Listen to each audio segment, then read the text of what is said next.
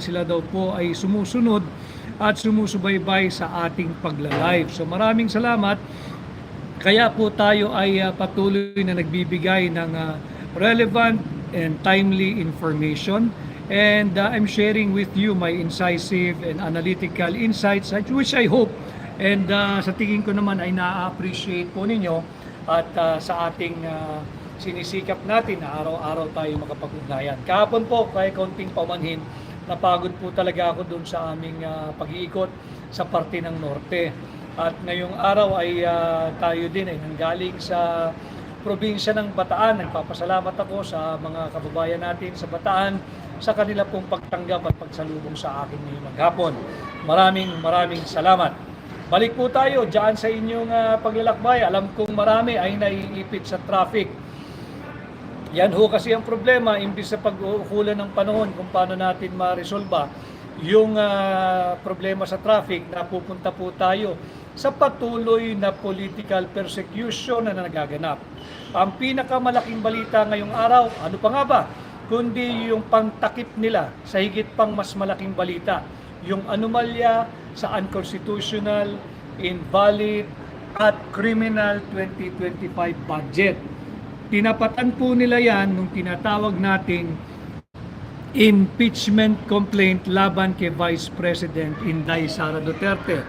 By now, yung mga nakasubaybay sa balita at yung ngayon pa lang makakarinig ay meron na raw pong sapat na dami ng pirma itong pang-apat na impeachment complaint na matagal na raw inaabangan ng Secretary General ng House of Representatives. Yung pala, ang totoo, nagpa-route po sila kaninang umaga, simula kagabi hanggang kaninang umaga sa mga kongresista at nakalikom sila ng 150 plus, I think.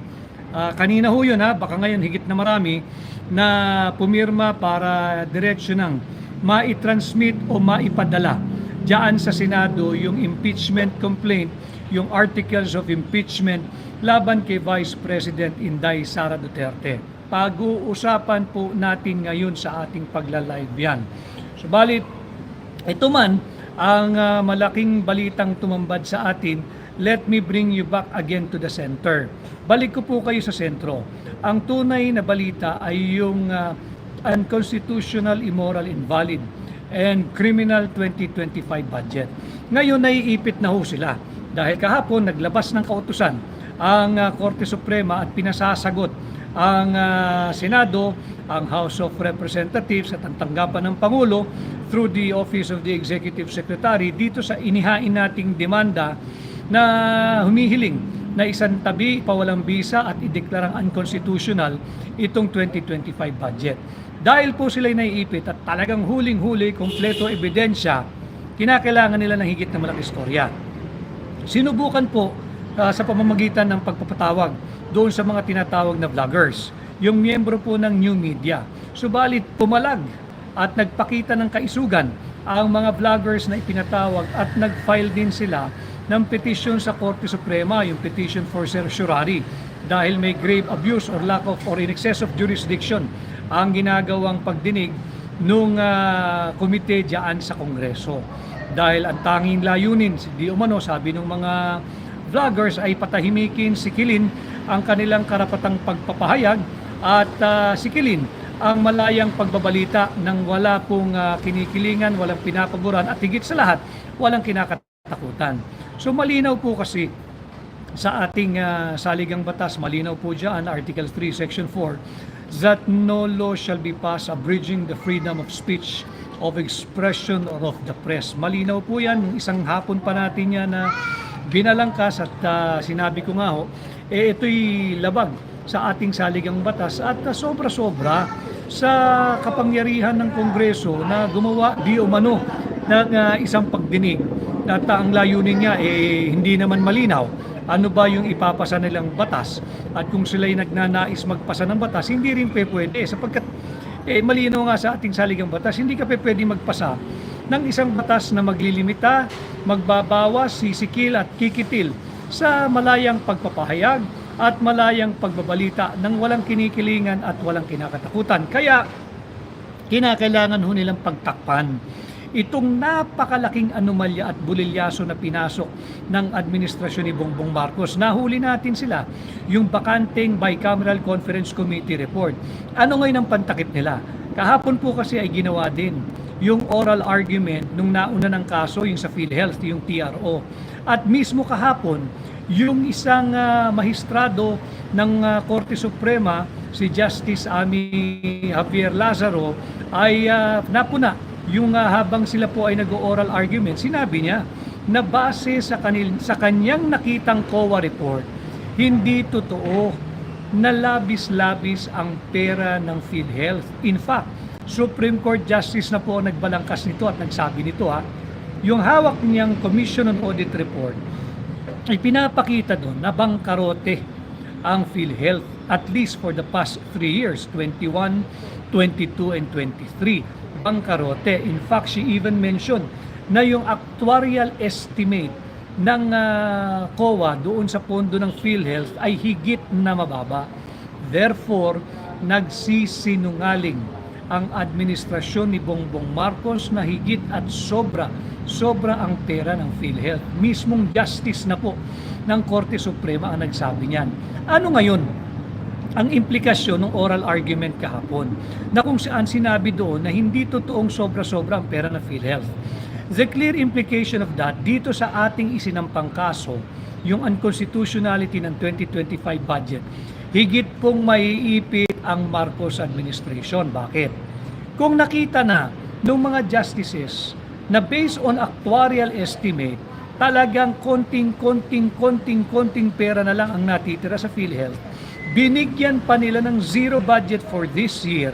Isa po yan sa ating grounds. Why we would want to have this 2025 immoral, illegal, invalid, and criminal budget be declared unconstitutional. Kasi nga ho, walang karapatan ang Pangulo ng Pilipinas at ang Kongreso na bigyan ng zero budget or zero appropriation ang PhilHealth. Dahil meron po silang automatic shares sa kita ng PCSO, sa kita ng PAGCOR, at higit sa lahat, 80% po of money collected on taxes levied on for special purpose na tinatawag nating special fund ay maaari mo lamang gamitin para sa purpose kung saan siya kinolekta. Kaya hindi pa pwedeng bigyan ng zero budget ang PhilHealth. Kaya nga ho, kinakailangan nilang pagtakpan itong napakalaking anomalya at bulilyaso ni Bongbong Marcos. Paano? Impeach mo si Vice President Inday Sara. Dito tayo ngayon mag-uusap, mga kababayan. Huwag po tayong pumayag. Mantakiniho ninyo. Ninanakaw na ang pera nating mga Pilipino. Pati ba naman ang posisyon ng pangalawang Pangulo ay nanakawin nyo sa 32 milyong Pilipinong bumoto tumangkilik legally, lawfully, and constitutionally kay Vice President Inday Sara Duterte? Nasaan na ang dangal sa public service? Nasaan na ang dangal ng ating mga mambabatas? Binabandera, nakita ko kanina, binabandera nung Secretary General ng House of Representatives. Napakarami na raw kongresista pumirma. 150, 200, kahit 300 pa yan. 300 na mga elitistang mambabatas. Ilagay mo na, 300 elitistang mambabatas ang pumirma para i-impeach si Vice President Inday Sara Duterte. Marami ba sila? Kakaunti po yan sapagkat Inday Sara Duterte. Mantakin ninyo, binotokas dahil lamang sunuduran sila, gustuhan ng Malacanang, at huwag ho tayong pumayag dahil masyado ng pambubudol itong ginagawa. Taggers, sabi nila purveyor. What is fake news? Hindi ba fake news din yung sinabi ng Malacanang simula pa nagsinabi Pulong Duterte dahil wala iyan ang fake news. Wala kami sinabing may blanco ang GAA.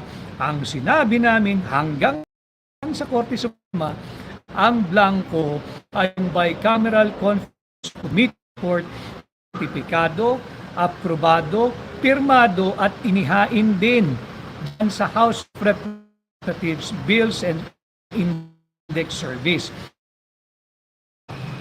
Fake news daw. Sabi rin ng Malacanang, blanco yung GAA at blanco ang GAA, kayo ang sinungaling. Bandang huli, nagtinatanggi na ng Malacanang na wala daw po silang nananagot ay bulilyaso itong 2020.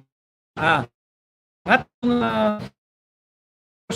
misinformation Malacanang, sila of malice daw yung ginawa naming pagbabalita at paghahayag sa inyo, sambayan ng anomalya itong valid and constitutional na bicameral conference committee report.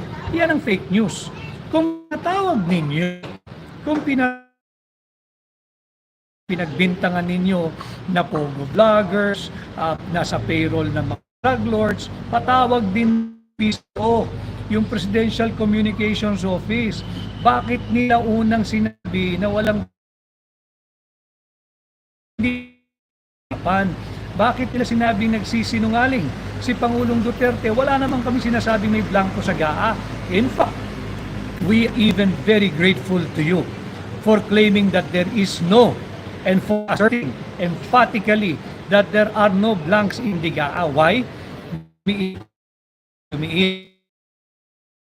Pag-aaralan at paghigahan, nakafocus na lang ho tayo. Si Stella Kimbo, na ministerial duty raw ng Technical Working Group, hindi ho. Antayin po ninyo at ipahahid na po namin yung aming pakiusap at request, requesting a copy ng composition kung sino yung bumubuo ng Technical Working Group ng Senado at ng House of Representatives. We are not going to stop in our pursuit for transparency. Lose our focus and we will not allow ourselves to be distracted by what Malacanang and the House of Representatives are deliberately doing. Ano po yan? Ilihis yung balita sa totoong maanumalyang 2025 budget. Dahil itong impeachment kay Vice President Inday Sara Duterte, uulitin ko mga kababayan, kahit lagay mo ng 3 silang batas na nakawin pisikal ng Pangulo na saan si Inday Sara Duterte ay hinal 3 milyong Pilipino. Huwag tayong pumayag mga kababayan, ito'y lantarang luloko.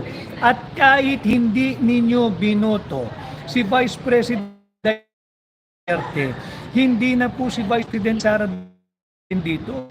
Ang usapin dito, itong na group ng mambabatas gagawin ang lahat para yurakan ang sagradong mandato ng sambayan ng Pilipino. At ang ating pruweba, sasagsaan nila, isasantayin, nanakawin, hindi lang ang pera nating mga Pilipino, kung hindi pati ang tanggapan ng pangalawang Pangulo. 32 million Filipinos who lawfully, legally, democratically, and constitutionally elected Vice President Inday Sara Duterte na nakawin lang ng iilang elitistang kongresista.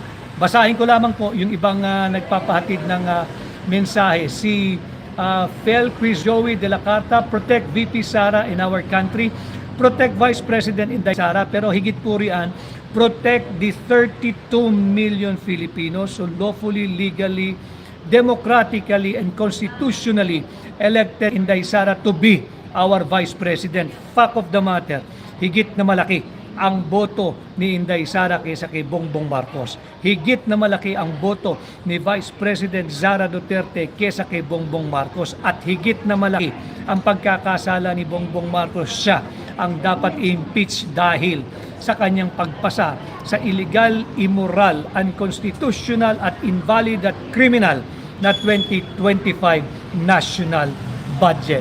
Si Kenny Cute, maraming salamat. Ipapanalo ka namin, Attorney Vic, marami pong salamat. Kay Ruel Guevara, stay safe, Attorney Vic Rodriguez, ikaw po ang pag-asa namin sa Senado, mabuhay po kayo. Samahan po ninyo ako sa ating ginagawang pagbibigay ng impormasyon sa ating mga kababayan. At magbigay din po kayo kung may nalalaman kayo mga impormasyon na sa tingin ninyo yung usaping panlipunan na dapat nating pag-usapan, talakayin at pasimplihin para po sa benepisyo ng mga ordinaryong Pilipino. Si Maria Cal Ortiz, attorney, worried ko kay VP Sara. Si Vice President Inday Sara maisog na haharapin itong impeachment complaint laban sa kanya. Ang bantayan po natin mga kababayan, yung integridad ng magaganap na impeachment hearing kung magkakaroon ng hearing. Yan ang bantayan natin, yung integridad ng proseso. Wala na po tayong magagawa dito sa mga elitistang kongresista na nag-impeach kay Vice President Inday Sara Duterte. Tapos na po yan eh. Pirmahan na nila at ito po'y for transmittal na sa Senado. Ang bantayan natin kung paano gagawin ng mga senador yung tinatawag nating senator judges, yung kanilang trabaho pagdating sa impeachment court. Mahalaga. This is what I've been telling all of you. Not because I'm also a candidate for senator. No. You can look for other person na tingin ninyo ay dapat sa Senado. Ang mahalaga ho yung qualification ng ilalagay natin sa Senado. Ngayon, pag natuloy po itong hearing, magiging impeachment court ang Senado. Paano gagampanan nung mga senador na ilan dyan yung kanilang trabaho bilang senator judges? Mauunawaan ba nila yung appreciation ng evidence? Maiintindihan ba nila yung proper application of the rules of court?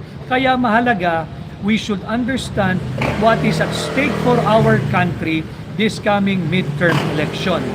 Kaya pasensya na ho kayo, nasa tabing kalsada ako, huminto po ako dahil nga mahalaga itong usaping ito.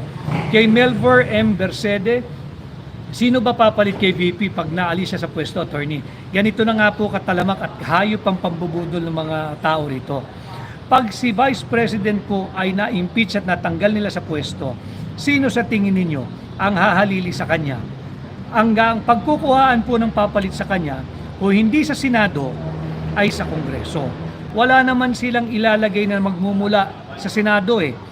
Kukuha yan sa Kongreso. So sino sa tingin ninyo ang kukunin nila sa Kongreso? Ang aking hula, titingnan nila. Si Martin Romualdez, baka pwedeng maging vice-presidente. Titingnan nila. Yung anak ni Bongbong Marcos, pwedeng maging vice-presidente. Dahil ang requirement lang naman ay miyembro ng Kongreso. Kung ito'y galing sa Senado o kailangan sa mababang kapulungan. But we should not even reach that point. We have to defend and protect the sacred mandate of the Filipino people. Yung 32 million Filipinos na bumoto kay Inday Sara Duterte, ngayon ang panahon na kayong lahat ay kumilos, mag-ingay, iparinig ang inyong tinig. Labanan natin itong lantaran wholesale na pangbubutol na ginagawa sa atin. Ulitin ko, babalik ko lang kayo sa sentro ng mga usapin.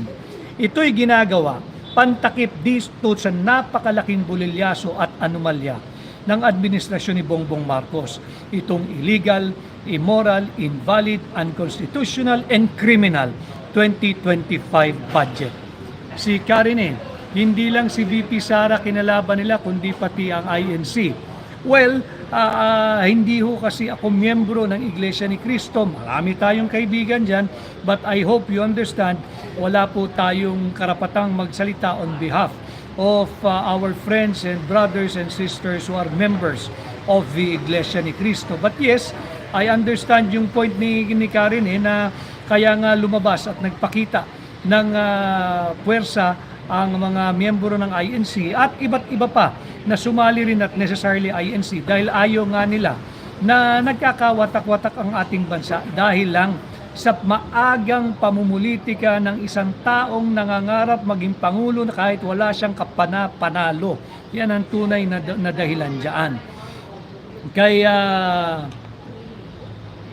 Kay Angela, maganda yon Angela. People's Power, marami hong pamaraan ng pagpapakita ng People's Power. Mag-ingay po kayo sa inyong iba't ibang social media sites. Makiisa po kayo, panloloko po ito. At ang tunay na issue na nais nilang makalimutan ng tao ay yung buy scam report. Buy scam report. Stella Kimbo, buy scam report. Hindi ka namin nakakalimutan mong mangmang ang mga Pilipino. Hindi ka namin mapapatawad. balitang hopya mani popcorn. So, nagsinungaling si Marcos when he said Sara is an important. Threaten sila sa kanya. Sara is very, very important. Constitutionally, siya ang successor kung sakaling may mangyari sa Pangulo. Kaya she is very, very important and relevant.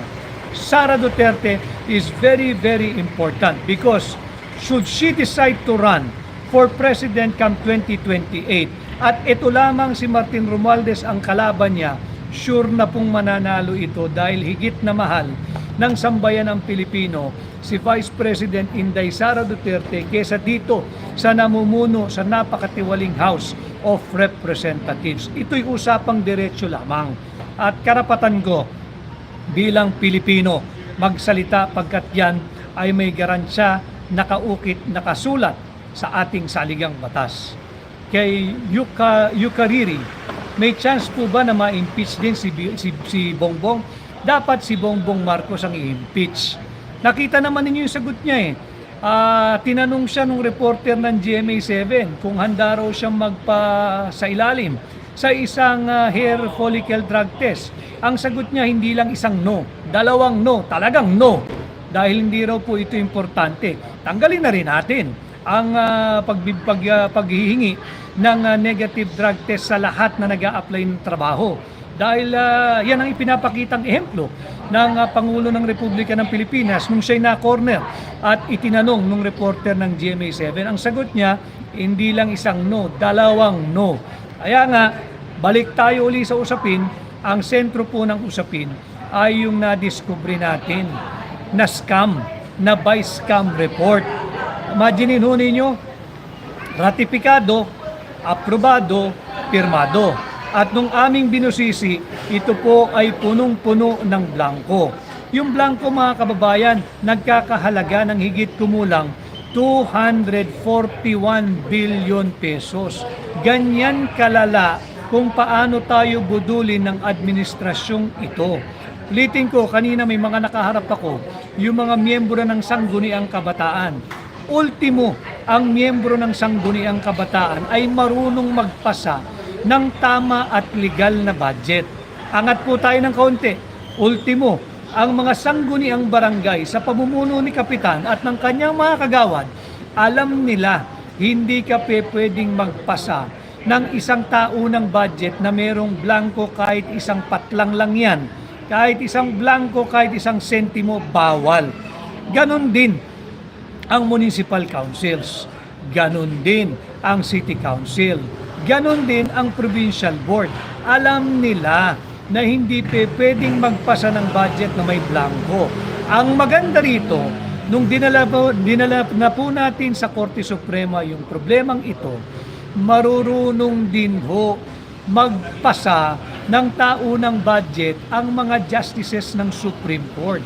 Alam nila, alam na alam ng court administrator na hindi pwedeng magpanukala ng isang budget nang mayroong blanco kahit isang linya at kahit ang halaga lamang ay isang sentimo. Bawal po iyan. Iyan ang ginawa nilang pangbubudol sa atin.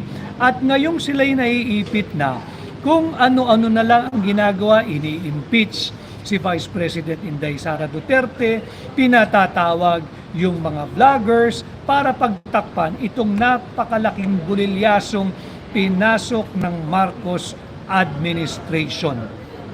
Kay Zina at Abu Dhabi City, affected din kami dito na OFW. Na-stress ako sa mga issue dyan sa Pinas. Talaga pong nakaka-stress dahil mahirap talaga pagka hindi marunong yung nagpapatakbo ng gobyerno. Mahirap talaga pag ang nakuha mong driver ng iyong sasakyan ay hindi marunong na nagpanggap na profesional, yung pala kahit amateur na lisensya ay hindi pwedeng mabigyan. Si Kid, sure ball ka na dito sa Mindanao at Visayas, Attorney Vic. Maraming salamat. Mayo Sunyo, Attorney Vic Rodriguez, papasabayan sa Senado pagpapa-impeach kay VP Sara. Alam mo ninyo, sa aking pananaw, depende kung ano yung gagawing batayan ng pag-appreciate ng ebidensya ng mga mambabatas o ng ating mga senator judges. Kung gagawin nilang, hahanapin nila, kung gagawin nilang batayan, ay proof beyond reasonable doubt, bagsak na bagsak yang inihain na reklamo kay Vice President Inday Sara Duterte. Ngayon, sa tingin ko, kung ang gagamitin ay yung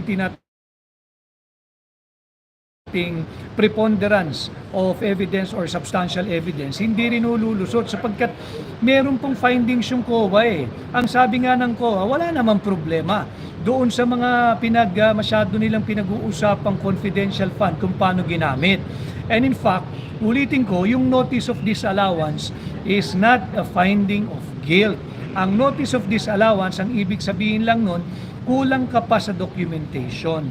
You have to comply with supporting documents so that the liquidation will be in order, will be proper, and will pass the standards of accountability ng Commission on Audit. Yun lang po ang ibig sabihin yan. Hindi ibig sabihin nagkasala, nagkamali, or guilty ang Office of the Vice President. Maling-mali po yung ipinakalat nila at ang dapat po natin silang singilin for transparency and accountability. Anong ginawa nyo sa 6.325 trillion pesos naming mga Pilipino? Pinaglaruan nyo yung proseso ng budget. Nagpasa kayo ng budget base sa blankong Bicameral Conference Committee report. Stella Kimbo, Martin Romualdez, Committee on Appropriations, ilabas ninyo yung totoong kopya ng enrolled bill para magkaalaman na. Ilabas ninyo yung kopya ng enrolled bill. Huwag kayong gumamit ng diversionary tactic kagaya ng impeachment ni Vice President Inday Sara Duterte. Ang batiin ko lang ho si INSI, ginawa nila yan para matakpan ang mga blanco na yan. Tama yun, ipit na sila. At uulitin ko, yung oral argument kahapon dyan sa Supreme Court, kung saan ang pinag-usapan ay yung TRO na issue ho last year tungkol sa illegal na paglipat ng pondo ng PhilHealth. Sinabi na nung isang justice, senior justice ng Supreme Court, na base sa COA report, hindi totoo yung sinabi ng Malacanang na sobra-sobra ang pera ng PhilHealth, kaya kinuha nila yung 89.9 billion. Buti na lang may TRO, kaya ang nailabas 60 billion. But 60 billion is 60 billion. At yan ay pera ninyo. Pera ng mga manggagawa na nagko-contribute sa PhilHealth, pera ng mga ordinaryong Pilipino. Na TRO po sila at kahapon nga yung oral argument. At yun, pinagpapaliwanag sila dahil ultimo, yung actuarial estimate doon sa buhay o yung itatagal ng pondo ng PhilHealth, sinabi na ng COA, manipis na lang ang pondo ng PhilHealth. At hindi totoong sobra-sobra labis ang pera ng PhilHealth. Hindi totoo another fake news ng gobyerno. Kaya kung ano-ano na lang ang linalabas nilang pagtatakip. At ito nga, pati yung impeachment kay Vice President Inday Sara Duterte, last day po ng 19th Congress today or tomorrow. Mag-a-adjourn na po yan. Ang pagbabalik niya sa bandang June na ho at yung 20th Congress na. Pero hinabol itong impeachment. Bakit? Kasi nga pinagtatakpan nila yung napakalaking bulilyaso na mulat na po ang mamamayang Pilipino. Ultimo, ordinaryong mamamayan ay nag-uusap na po tungkol sa budget. At ako'y natutuwa, nagbubunga po yung ating maliit na ambag sa nation building na pasimplihin yung mga naglalakihang usaping panlipunan katulad nito dahil lahat tayo dapat ay makibahagi dito. Lahat tayo dapat ay may say, may opinion, may paninindigan whether kayo ay sang-ayon o hindi sa aking posisyon. Importante, kasali kayo dahil pera nyo po ang linulustay ng mga tiwaling mangbabatas. Kay Suzuki Merck, Benz Narvasa Theodore, anak pa ni BBM ang nanguna si Sandro para ma-impeach si Vice President Sara kasi nga po ginagawa nilang family affair. At makikita dito na interes ng pamilya lang nila ang sinusulong ng gobyernong ito. Anthony Bustamante, attorney, kung sino pa yung guilty, yun pa yung tatapang-tapangan. hindi po sila nagtatapang-tapangan. Binabalutan na lang nila ng kunyaring tapang sa pamamagitan ng impeachment. Ang totoo, ninenervyos na sila dahil nga for me, personally and as a lawyer, I appreciate the outcome of the oral argument yesterday. Dahil sinasabi nga po doon ng isang justice na mismo ng ating Korte Suprema, meron silang COA report na nagsasabing hindi totoo na sobra-sobra ang pera ng PhilHealth to justify the transfer of, initially ang target is 89.9 billion pesos na PhilHealth fund. Nauwi ito sa 60 billion dahil nag-issue ng TRO. Remember, kahit si Pangulong Duterte pinaliwanag ito. Yung nakialam sa 89.9 billion pesos pera ng PhilHealth at inilipat-lipat, estafa po iyan may tuturing sapagkat galing yan sa contribution ng mga nang manggagawa na tuwing sahod ay kinakalta sa inyong sweldo. Estafa po iyan. At yan din po ay technical malversation, if not malversation of public funds. Bakit? Yung pera po ng PhilHealth, hindi mo pwedeng gamitin yan para pondohan yung AIX, para pondohan yung AKAP, para pondohan yung mga pet project o yung mga pork barrel ng mga tiwaling mangbabatas. Malversation po iyan. Estafa po iyan. Iyan ang ating dapat pag-usapan. Kaya, Cars 18, mapatalsik din yan si BBM, hindi manaig ang masama, lalabas din ang katotohanan. Kaya nga po, yung aking sinasabi, ang dapat sinampahan ng impeachment ay si Bongbong Marcos, hindi si Vice President Inday Sara Duterte. Sapagkat higit naman pong napaka-anomalya itong ipinapalusot nilang 6.325 trillion. 6.325 trillion pesos budget natin ngayong 2025. Dapat po kayo makialam dahil lagay na po natin na 300 elitistang kongresista ang pumirma dyan sa impeachment laban kay Vice President Inday Sara Duterte. 300 versus 32 million Filipinos na malaya, payapa, constitutional at democratically elected Sara Duterte to be our Vice President. Hindi lang ho pera ang ninanakaw sa atin, pati ho ang posisyon ng pangalawang Pangulo ay ninanakaw na rin nitong mga elitisang mangbabatas. Mag-ingay ho kayo, makisali po kayo, manindigan po kayo. Ipakita ninyo na tayo ay Pilipino at hindi tayo pwedeng budulin araw-araw nitong mga iilang elitistang mangbabatas.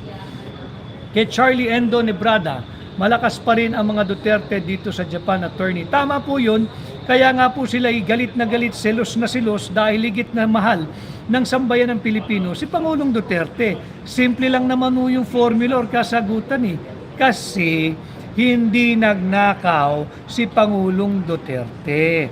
Kasi hindi magnanakaw ang pamilya Duterte. Kasi naglingkod ng tapat si Pangulong Duterte.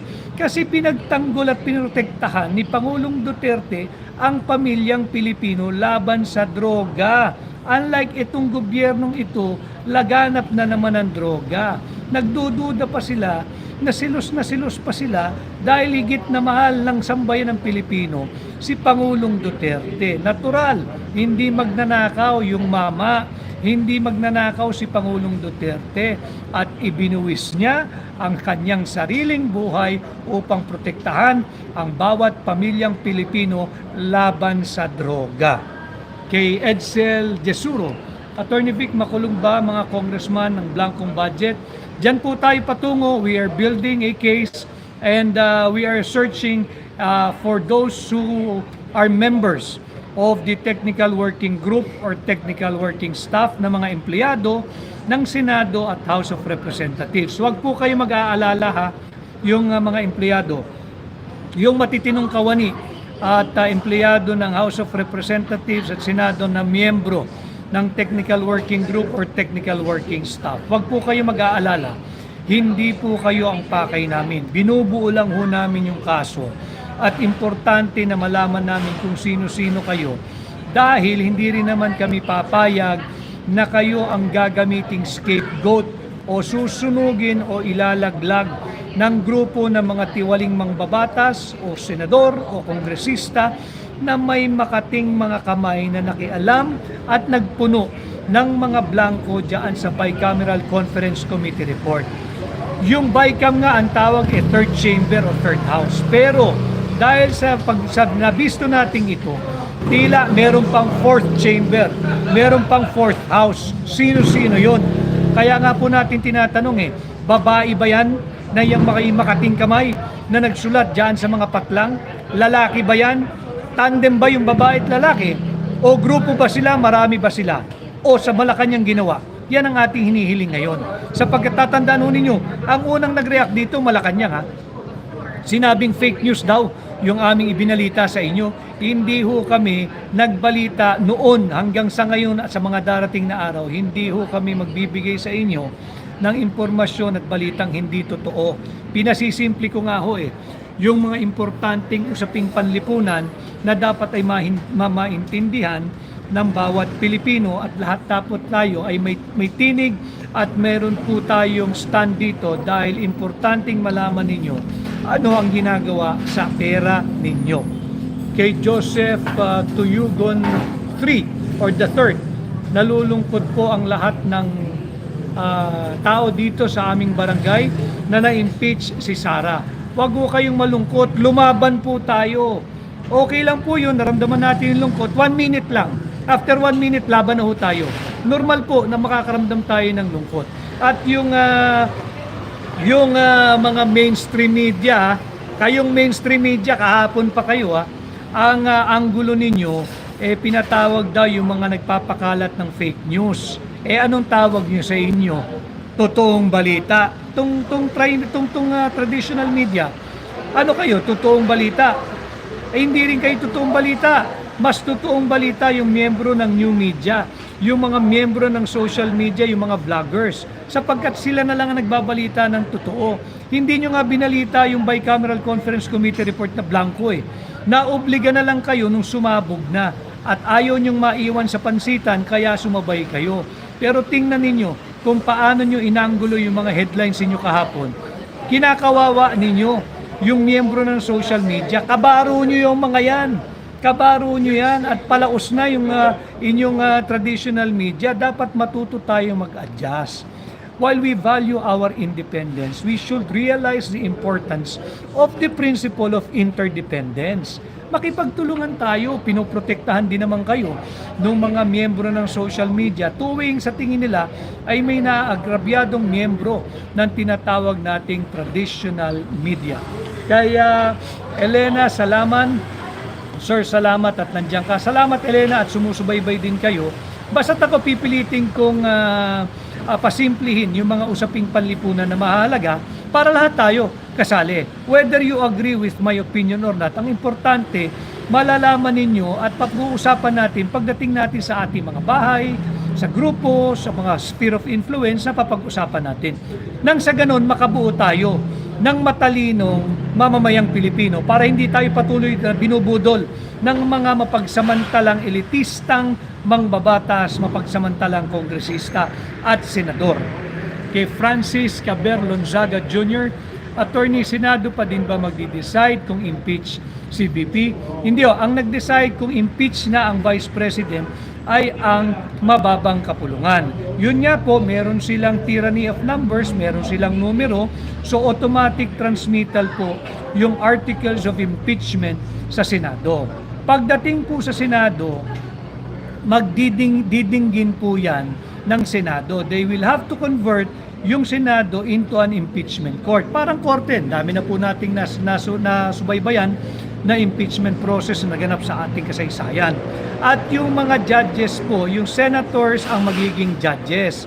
Ang tawag po sa kanila ay senator judges. Sila po ang maghuhusga, mag-appreciate ng ebidensya at magsasabi kung guilty ba o hindi ang nasasakdal, in this case, si Vice President Inday Sara Duterte. But again, depende nga rin kung ano yung sukatan ng ebidensya na kanilang gagamitin. Is it proof beyond reasonable doubt? Is it based on preponderance of evidence or substantial evidence? Hindi pa po, bahala po yung mga senator judges kung ano yung standard of appreciation ang gagamitin nila pagdating sa mga ebidensya kung meron na ihahain sa kanila bilang impeachment court. Ulitin ko ha, ang gagamiting batayan, proof beyond reasonable doubt, preponderance of evidence or substantial evidence. But yun ho, ang gagamiting batayan ng ating mga senator judges. Bantayan natin yung proseso, yung integridad ng proseso. Yan ho ang bantayan natin. Pag ito'y nagtuloy-tuloy sa hearing at tinanggap na at sumampa na sa Senado. Si Jill Santiago, nice one, Attorney Vic, kayo po ang kailangan namin na makakatulong kay Madam Vice Sara Duterte. Ginagawa ko po ang aking parte bilang Pilipino. Ito nga po ating pinasisimple ang usapin para maintindihan ng ordinaryong Pilipino kung paano po nila sinasalaula ang proseso, kung paano po nila sinisikil, ginigipit patuloy ang pamilya Duterte, si Pangulong Duterte, si Vice President Inday Sara Duterte, at kung paano nila ninanakaw sa 32 milyong Pilipinong bumoto kay Inday Sara Duterte ang posisyon ng pangalawang Pangulo. Huwag po tayong pumayag, lumaban po tayo, mag-ingay po tayo, manindigan po kayo, sambayan ng Pilipino. Kay Sena SF Gutsi, Duterte kami, walang iwanan. Good. Kay Maria Elena Gurea, mag-iingay po kami, Sir Vic. Pag-usapan po ninyo sa opisina, sa eskwela, sa barkadahan, sa inyong pamilya, sa inyong kapitbahay, sa inyong barangay, sa lahat, sa inyong community. Mag-ingay po tayo, wag natin itong palagpasin. Wag natin itong pahintulutan. Ulitin ko ha, iilang elitistang mangbabatas. Lagay mo ng 300 pa sila. Hindi po nakakasindak yun. 300 ang magnanakaw doon sa sagradong mandato ng 32 milyong Pilipinong bumoto kay Inday Sara bilang pangalawang Pangulo. Huwag po tayong pumayag. Ninanakaw na ang mandato nating mga Pilipino. Si Jane Serrano, Attorney Vic, you will get millions of votes here in UAE. Thank you for standing for the truth. Marami pong salamat. Basta't po sa katotohanan, kasama po ninyo ako, and I will always side with you, the Filipino people. Binanggit ko po yan.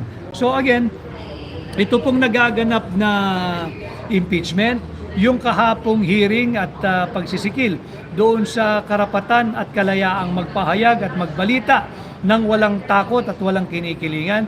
I believe, and I stand firm on my belief, ito po'y bahagi lahat ng pagtatakip sa napakalaking anomalyang dinulot ng Vice Cam report na nauwi at pinirmahan at naging General Appropriations Act, yung budget po natin ngayon 2025.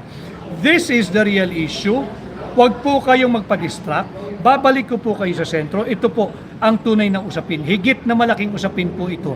At kung meron mang ka-impeach, ito kung paano pinaglaruan ang 6.325 trillion pesos national budget. Yan ho ang ka-impeach. At yung nag-rally nung last week, nakakahiya po. Ang sinisigaw, impeach Sara. Pero hindi kayo nagsigaw kung nasaan yung 6.325 trillion. Hindi nila pinapanawagan kung sinong dapat managot doon sa Vice Cam report. Napaka-ipokrito ng mga nagraraling yun. Ang gusto nila, impeach Sara. Yung impeach Bongbong, alin ang ka-impeach? Hindi ba? Sinagot na rin kayo. Yung panawagan ninyo dati na sumailalim sa hair follicle drug test, sinagot kayo. Hindi lang isang no, 2 no. Saan ka naman nakakita nun? Paano na yung leadership by example? Kay Ren, good job po, Attorney Vic. Keep up the good work and God bless. At nakakalungkot din na magsha-shutdown daw ang gobyerno. Pananakot yun. Nakalimutan nila na aral sa batas yung ating mga justices ng Supreme Court. Alam nila na hindi magsha-shutdown ang gobyerno kahit wala ka pang contingency plan. At hindi naman nakakagulat na wala kang contingency plan. Normal yon, standard yan sa administrasyon mo. Walang plano. Ang katotohanan mga kababayan, the Constitution itself already provided for a remedy in cases like magdeklarang unconstitutional yung taunang budget ng Korte Suprema. Ano yun? Automatic reenactment nung budget nung nakaraang taon. Kaya hindi totoo na magsha-shutdown ng gobyerno. Marami sa akin nagsasabi, patuloy lang niyang binubudol ang Pilipino, tinatakot. Ako, ang personal take ko, hindi pambubudol at hindi rin pananakot. Hindi niya talaga alam paano gumagana ang gobyerno. Kaya ang sabi niya, magsha-shutdown daw pagka nag-issue ng TRO at magdeklarang unconstitutional. Hindi niya nauunawaan how the government works. That's the truth. Hindi siya nananakot, hindi rin siya nambubudol. Pero yung pagpirma ng unconstitutional budget, yan, agree ako. Yan, pambubudol yan. Tahasan, lantaran, wholesale na pambubudol. Kay Cyril Del Puerto Ginto, sana matupad na ang death penalty para sa may malaking sala. Lalo na yung mga kawatan. Tama po, maraming napaka-korap. Yung corruption po, malala na. Yung mga kurakot sa gobyerno, yung mga kurakot sa Senado, yung mga kurakot sa House of Representatives, ayan na po. Pati po yung posisyon ng pangalawang Pangulo na nakawin nila. Ganyang katindi mangurakot itong mga tiwaling mambabatas natin ngayon.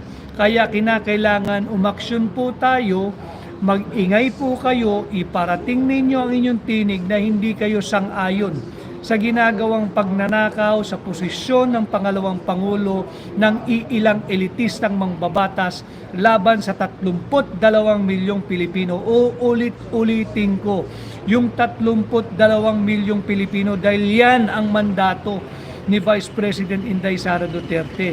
Over or laban sa 300 elitistang kongresista, pananakaw natin ang posisyon ng pangalawang Pangulo. Kailangan mag-ingay tayo, pati yung mga taong simbahan.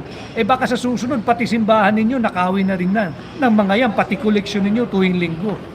Napipinto. Kay Oliver Pablo, napipinto. Kay Oliver Pablo, budget ninanakaw, freedom of speech ninanakaw, gusto pang ipakulong through cite in contempt. 32 million plus na bumoto sa VP. Tama po, attorney, gusto pa nilang nakawin.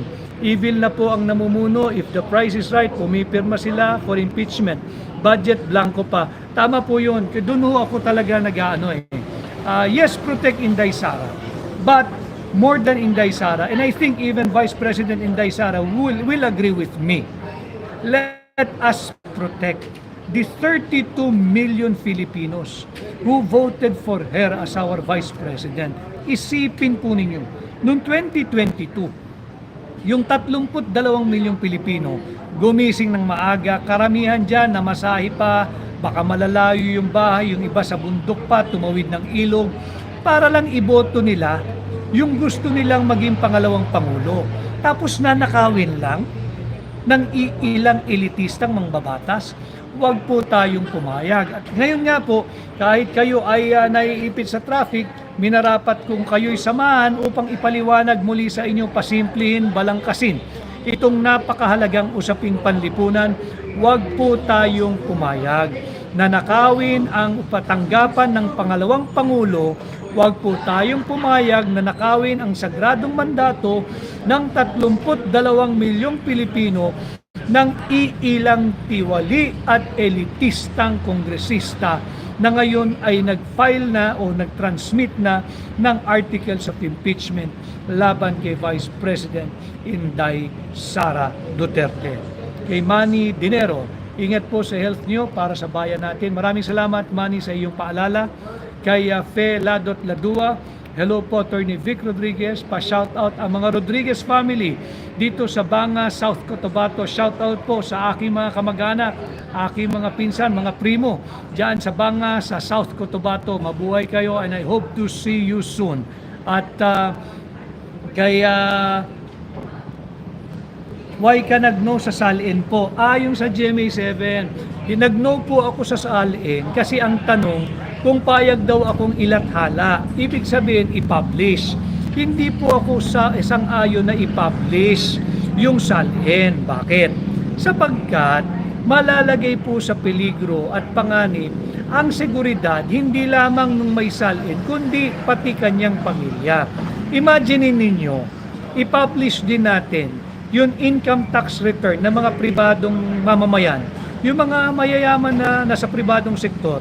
Payag ba kayo na i-publish, ilathala yung salin o yung inyong ITR? Payag po ako na isumite yung SALN, yung kopya ng SALN sa ombudsman o kung saan tanggapan ka napapabilang. Wala pong debate ron. Hindi ko pipigilan yon. Huwag lamang yung ipapublish sa dyaryo, sa internet, sa kung saan. Delikado po yon. Baka isalbayihin yung nagmamay-ari ng SALN at yung kanyang pamilya. Kawawa po yun. Iaharas po yun. Ganon din po sa pribado. Hindi rin kayo papayag na ilathala o i-publish ang inyong income tax return. Hindi po kayo papayag. Bakit? Magiging subject din kayo ng harassment. Pero hindi ibig sabihin, hindi kayo nagbabayad ng inyong taunang income tax. Yun po yung pagkakaiba nun. At sana ay napaliwanag ko po sa inyo yung aking sagot doon sa GMA debate. So yun ang ating tatandaan. Yung issue po ng Vice President Sara's impeachment is nothing but a deflection, a deviation, a distraction from the real issue. Kalaboso po kasi sila dito sa immoral, unconstitutional, illegal, criminal 2025 budget na kanilang ipinasa gamit ang blankong bicameral conference committee report. Kaya nga po tayo ay nagsampa na ng kaso sa Korte Suprema at ang Korte Suprema, maraming salamat, umaksyon agad at pinasasagot. Ang Senado, ang House of Representatives at ang tanggapan ng Pangulo sa period po na non-extendable 10-day period. So maganda po ito at hindi po natin sila lulubayan dito dahil pera po ito ng mamamayang Pilipino. So muli ho, huwag po tayong papadala, balik po tayo sa sentro. Ang usapin ay yung maanumalyang 2025 budget. Yan po ang usapin. May pahabol lang, si Cory Cortez, si Sandro Marcos po ang nanguna sa impeachment. Hindi tayo magugulat doon. Di ba ayaw daw ng tatay niya i-impeach si VP Sara? Hindi naman totoo yun. Huwag na ho kayo maniwala ron. Wala namang sinasabing totoo yung mga yan. So, balik po tayo sa sentro. Ang totoong usapin, nakalaboso na po sila sa unconstitutional, criminal, invalid, at immoral na 2025 budget. Kinakailangan nila ng pamatay sunog. At ang ginagamit nila ay yung impeach VP Sara. Ang ginagamit nila ay yung pagsisikil sa mga vloggers. Hindi po sila magtatagumpay sapagkat mulat na ang mamamayang Pilipino. At ako, ang ambag ko po sa nation building ay pasimplihin itong mga importante at mahalagang usaping panlipunan nang sa ganun lahat tayo kasali. Lahat tayo magkaroon ng opinyon sapagkat pera po ninyo ang pinaglalaroan ng mga tulisan sa Kongreso. Napakakurap at napakakurakot na po ng ating gobyerno. Huwag po tayong pumayag. Again, I urge you, mag-ingay po kayo. Let us protect and defend the sacred mandate of the 32 million Filipinos who lawfully, legally, democratically, and constitutionally elected Sara Duterte to be our Vice President. Huwag po tayong pumayag. Ninanakaw na ang pera nating mga Pilipino. Ninanakaw na ang ating kalayaan. Pati ang posisyon ng pangalawang Pangulo ay nanakawin din nila. Huwag po tayong pumayag, makiisa, manindigan, mag-ingay, iparinig at ipahatid ang inyong tinig. Muli po, ako ang inyong kaibigan, Pilipino Abogado Maisog, Attorney Vic Rodriguez, number 56 sa balota bilang senador ninyo. Magkita-kita po tayo muli bukas. Maraming salamat. Mag-iingat po kayo pauwi. At yung mga papasok naman po sa opisina pa lamang at yung pang night shift, mag-iingat din po kayo. At marami pong salamat. Kamusta po kayo? Maraming salamat sa pagsubaybay at magkita-kita po tayo muli bukas.